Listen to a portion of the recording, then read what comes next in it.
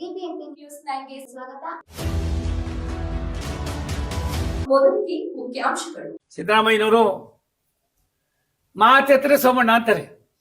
ಅದೆಲ್ಲ ಏರ್ಪೋರ್ಟ್ ನಲ್ಲಿ ನಿಂತ್ಕೊಂಡು ಅವ್ನಿಗೇನು ಫೈಲೇ ಬರೋಲ್ಲ ರೀ. ನಿಜ, ನಮ್ಗೆ ಯಾವ್ದು ಫೈಲ್ ಬರೋಲ್ಲ. ಎಲ್ಲ ನಿಮ್ಮ ಮನೆಗೆ ಬರ್ತಾವ?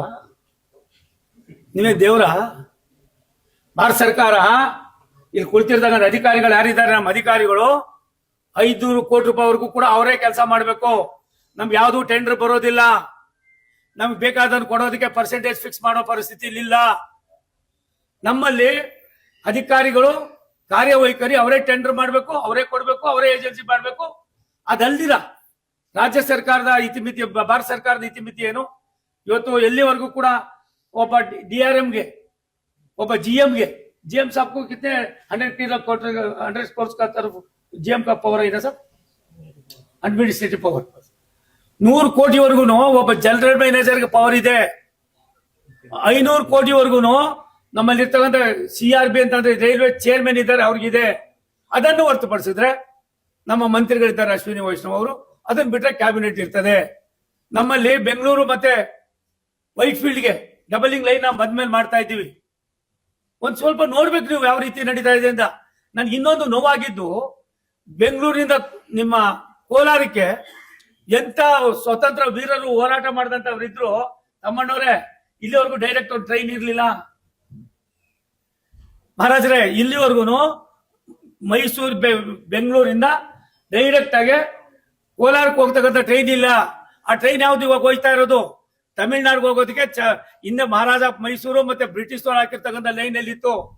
ನಾನು ಅಲ್ಲಿ ನಮ್ಮ ಲೋಕಸಭಾ ಸದಸ್ಯ ಮಲ್ಲೇಶ್ ಬಾಬು ಜೊತೆ ಹೋದಾಗ ಅರಿವಾಗಿ ಇವತ್ತಾಗ್ಲೇ DPR ಆಗ್ತಾ ಇದೆ.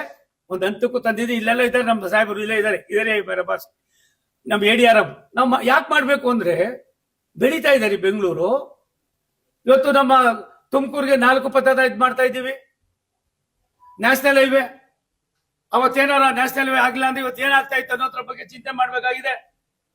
ಅಭಿವೃದ್ಧಿಯನ್ನು ಮಾಡೋದು ಬಿಟ್ಟು ಬಾಕಿ ಎಲ್ಲ ಕೂಡ ಮಾಡ್ತಾ ಇದ್ದೀರಿ.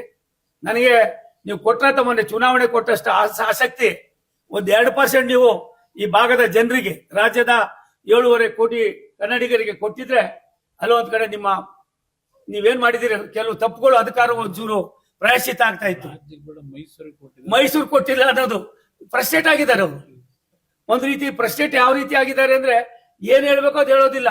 ಅಲ್ಲೆಲ್ಲ ಏರ್ಪೋರ್ಟ್ಗೆ ಹೋಗ್ತಾರೆ, ಸೋಮಣ್ಣಗೊಂದು ನನ್ಗೆ ಯಾಕೆ ಫೈಲ್ ಬರ್ಬೇಕು, ನನಗೆ ಫೈಲ್ ತರಿಸ್ಕೊಡೋದು ಗೊತ್ತು, ಕೆಲಸ ಮಾಡೋದು ಗೊತ್ತು, ಜನರನ್ನ ಯಾವ ರೀತಿ ತೆಗೆದುಕೊಂಡು ಹೋಗ್ಬೇಕು ಅನ್ನೋದು ಗೊತ್ತು.